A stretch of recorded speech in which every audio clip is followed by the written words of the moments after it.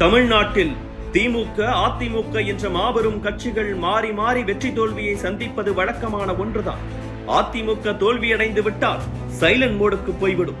ஜெயலலிதா இருந்த போதும் அப்படித்தான் இருந்தது. இப்போதும் கூட அப்படி இருப்பதாக சில விமர்சனங்கள் எழத்தான் செய்கின்றன. ஆனால் திமுக தோல்வியை பெறும்போதுதான் வீறு கொண்டு எழுந்து உழைக்கும். திமுக துவண்டு கிடக்கும் போதெல்லாம் தொண்டர்களை உற்சாகப்படுத்த கையில் எடுக்கும் ஆயுதம் மாநாடு. மாநாடு நடத்த வேண்டும் என்று முடிவெடுத்து விட்டால் கலைஞர் கருணாநிதி காலத்திலும் சரி, இப்போது ஸ்டாலின் காலத்திலும் சரி, முதலில் அழைப்பது நேருவைத்தான். நேரு திருச்சியில் மாநாடு நடத்தினார் என்றால் அதை திருப்புமுனை மாநாடு என்றுதான் அழைப்பார்கள் திமுகவினர். மாநாடு நடத்த வேண்டும் என்று கலைஞர் சொல்லிவிட்டால் அடுத்த 1 மணி நேரத்தில் விழுப்புரம் தாண்டி போய்கொண்டிருப்பார் நேரு என்று சொல்வார்கள். பிரம்மாண்டமாக மாநாடு நடத்துவதில் நேருவுக்கு நிகர் நேருதான். நேருவை எப்படி புகழ்வது என்றே எனக்கு தெரியவில்லை. வார்த்தைகளை தேடிக்கொண்டிருக்கிறேன், வார்த்தைகள் கிடைக்கவில்லை. என் உற்ற தம்பிகளில் ஒருவர் நேரு. நேருவை பாராட்டுவது என்பது என்னையே நான் பாராட்டிக் கொள்வது என்று புகழாரம் வாசித்தார் திமுகவின் முன்னாள் தலைவர் கலைஞர் கருணாநிதி. நேரு இருக்கும் இடமெல்லாம் மாநாடு போலத்தான் இருக்கும். நேருவுக்கு நிகர் நேருதான். நினைப்பதை விட பிரம்மாண்டமாக பண்ணுவதுதான் நேருவின் ஸ்டைல் என்று பாராட்டி இருக்கிறார் ஸ்டாலின். நேருவின் இயல்பே எதையும் பிரம்மாண்டமாக செய்வதுதான்.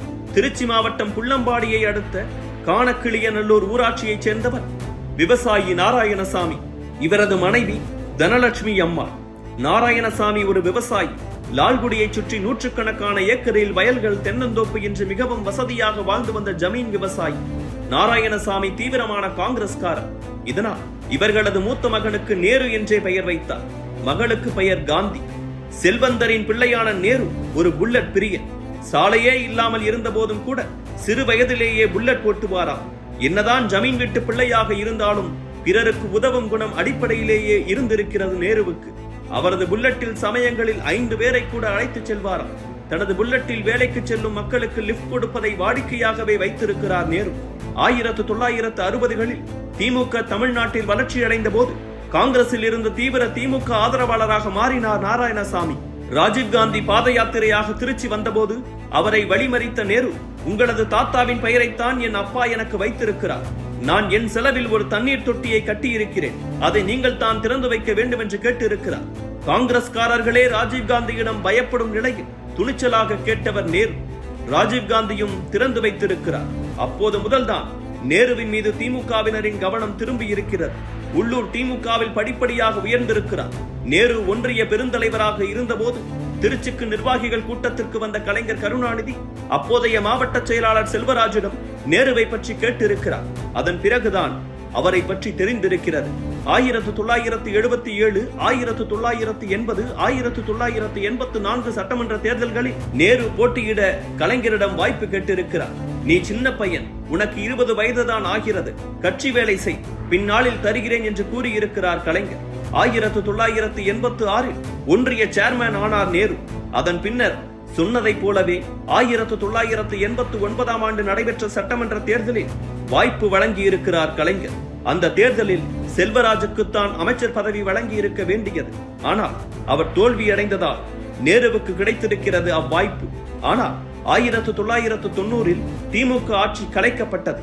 அதன் பிறகு 1993 வைகோ திமுகவை உடைத்து வெளியேறிய போது செல்வராஜும் அவருடன் செல்ல திருச்சி மாவட்ட செயலாளர் பொறுப்பு நேருவின் கைகளுக்கு வந்தது.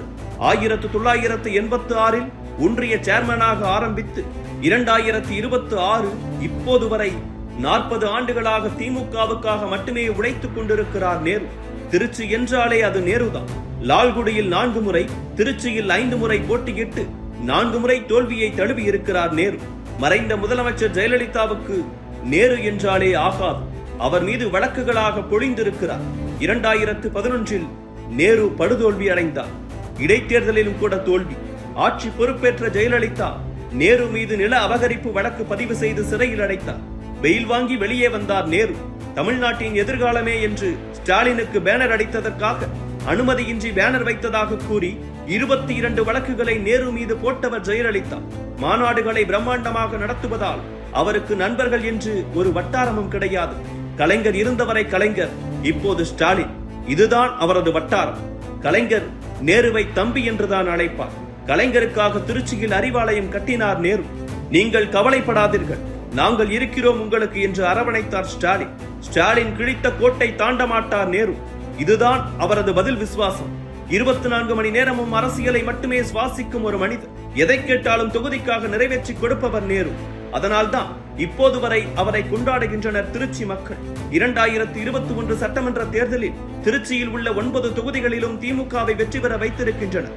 இந்த ஆட்சியில் கூட சுமார் 40,000 கோடி மதிப்பிலான திட்டங்களை நிறைவேற்றி கொடுத்திருக்கிறார் நேரு. நேரு மிகவும் கண்டிப்பானவர். அதே போல பங்க்சுவாலிட்டி அவரது பிளஸ். 9 மணிக்கு நிகழ்ச்சி என்றால் 8:55 அங்கே போய் நிற்கக்கூடியவர். மற்றவர்களும் அப்படி இருக்க வேண்டும் என்று எதிர்பார்ப்பார். அதனால் நேரு நிகழ்ச்சி என்றாலே கட்சி நிர்வாகிகள் மட்டுமல்ல, அதிகாரிகளே அலறுவர். மின்சாரத்துறை, பால்வளத்துறை, செய்தித்துறை, தொழிலாளர் நலத்துறை, உணவுத்துறை, கூட்டுறவுத்துறை, போக்குவரத்து துறை, விவசாயத்துறை, நகர்ப்புற வளர்ச்சித்துறை என்று பல்வேறு துறைகளின் அமைச்சர்களாக பணியாற்றி இருக்கிறார். நேரு போக்குவரத்து துறை அமைச்சராக இருந்த காலம்தான் தமிழ்நாட்டின் பொற்காலம் என்கிறார்கள் மக்கள். 13,000 புதிய பேருந்துகளை வழங்கினார். சென்னையில் 2008 காலகட்டத்திலேயே தாழ்தள சொகுசு பேருந்துகள் ஓடின. வோல்வோ ஏசி பேருந்துகளை லோக்கலில் ஓட்ட வைத்த பெருமையும் நேருவையே சாரும். திமுக என்ற மாபெரும் கட்சிக்காக தன் முழு வாழ்நாள் முழுவதும் உழைக்கும் நேருவை திமுகவின் கட்டப்பா என்று அழைத்தார். அது மிகையல்ல.